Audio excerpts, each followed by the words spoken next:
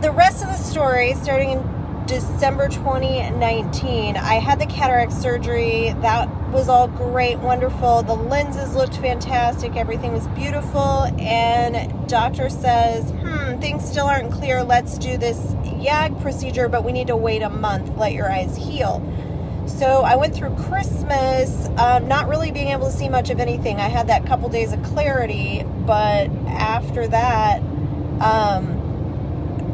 everything was just either blurry or not there. I couldn't see faces, I couldn't see people, I couldn't see things. I could see like the lights on the Christmas tree, but I couldn't see any of the ornaments.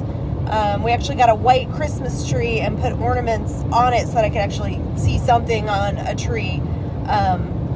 My kids came home for Christmas. Both of my boys were home for Christmas, and I couldn't see their faces, but I kept saying, we're going to do this procedure and it's going to clear things up, and I'll be able to see in a month. So next time I see them, I'll be able to see them. And then my best friend came to visit for New Year's, and I thought the same thing. Wow, the next time I see her, I'll be able to see her face. And I just kind of thought that's what was going to happen. And Dan really kind of took over at that time and did all the cooking and stuff like that. And I would help a little bit here and there, but for the most part, he was just taking care of all that stuff. Because I couldn't even see to put toothpaste on my toothbrush anymore. I mean, I figured out how to brush my teeth, but it was like things like that all of a sudden became impossible. You know, I'm looking in the mirror and I can't see myself. I'm, trying to put toothpaste on the toothbrush and I can't see the toothbrush. And so that was a whole month of that. And I'm going to have this procedure. It's like cleaning a window is what the procedure was supposed to do to the lenses. And so I go in for that procedure on the day I'm supposed to start a new semester of classes at the college. And I'm thinking, by the end of the day, they had to dilate my eyes, so I knew things were going to be blurry for the day. By the end of the day, this milky film will clear up, and I'll be able to see my computer, I'll be able to see my phone, I'll be able to write my papers and read everything I need to for school, just like last semester. And that day came and went, and nothing changed. And I just kind of said, okay, this is how it's going to be. And there was no major flood of emotions or anything, not till a couple days later when my dear friend Martha Witt calls me, and she's crying and I'm crying, and we just had a moment. But other than that, it was just this moment, this time of saying, this is how it's going to be. My next steps, I won't be able to see.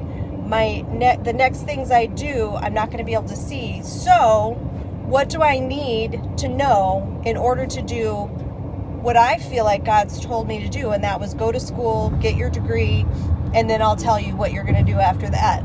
So I needed to be able to use my computer. I needed to be able to use my phone. I needed to be able to write and read and do all these things. And I knew that blind people go to school and get degrees and get their master's degree and get a doctorate. I don't think I'll do that someday, but they do all these things that I'm planning on doing, that I'm wanting to do. So I just began to search. Dan and I sat down and called 9 different places, just saying, hey, what resources are available? This is what I need to learn. What's out there? And really, we ended up coming to vocational rehab through that process, which I've worked with before, both in California and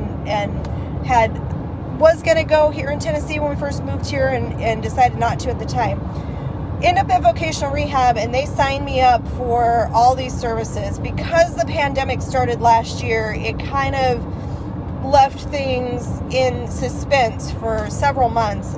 But the blessing of the pandemic for our family was that Dan did not have to travel last year.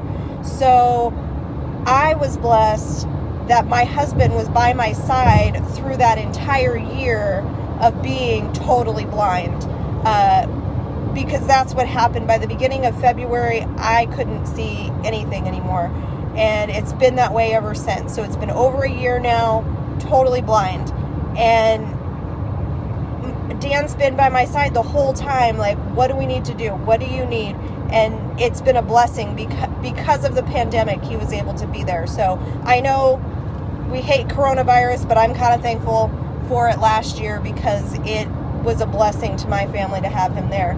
So finally get things rolling with vocational rehab. I had to stay on top of them and stay persistent. I'm typically patient. To the ends of the earth, I'll be patient, but I needed to be persistent through this because patience through the state system can get you left behind.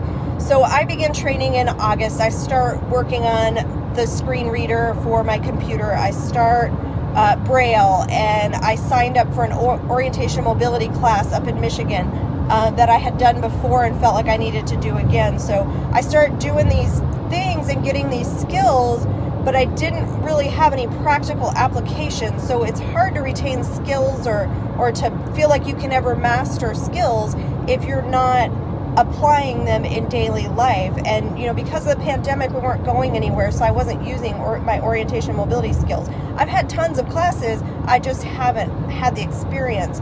I went ahead and went through the process of applying for a guide dog.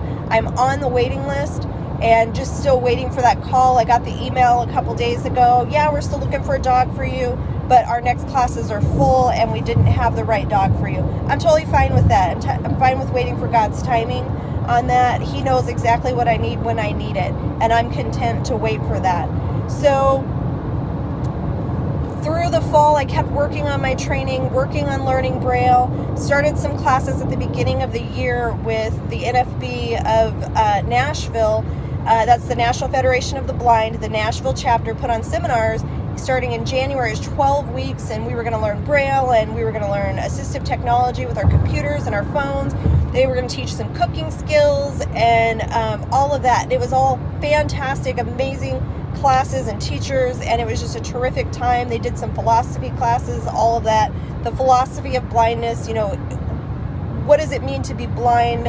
What does it mean to the world? And how do we present ourselves as people who are blind or severely vision impaired? And it was a great seminar, great classes, and I learned a lot there. I felt like I could go ahead and sign up for classes again. So I did that. I signed up for classes with the School of Urban Missions, an online Bible college. I was going to do that to get my bachelor's degree, and then from there go on for the master's degree. So School of Urban Missions, fantastic school, terrific program, but I found that things were inaccessible for me. And I think a lot of the issues, once I got going, I got all through the application process and all registered and signed up and everything with lots of help. Dan helped me with the application. Our youth pastor helped me with getting the classes, registering for the classes and all that stuff. But when it came to actually getting ready to start the classes, I hit a bunch of walls of inaccessibility on their programs. And so through talking with the assistant dean, fantastic, amazing people, and they were so apologetic, and they are going to work on their program and prepare it for people like me who have a vision impairment or a hearing impairment and need accessibility. They need modifications to, not to the curriculum, but to how the curriculum is presented. So it was I think it was a God thing that I was there and able to say, hey, I think you need to work on some things, because I'm probably not the only blind person who wants to go to Bible college. So they were really thankful to have their eyes open about that, and they were really great to work with. So about 75% of my problem in getting started with my classes was inaccessibility. The other 25%, I realized I needed more skills, that my skills were not where they needed to be.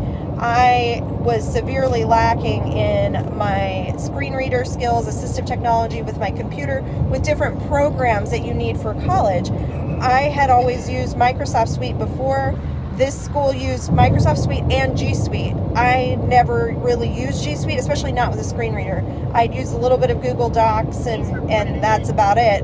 But then never really used it with the screen reader, and my instructor didn't know G Suite well enough to teach me how to use it with the screen reader.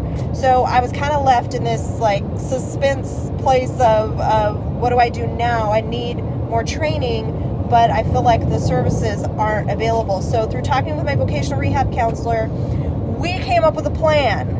And today I am on my way to begin that journey of that plan. So I'm leaving you on a cliffhanger again, because I'm going to come back later and tell you what is next. So for now, that's the last year and a half, and it's been an amazing, crazy year and a half. And my testimony from this last year and a half is just that God has been teaching me that persistence.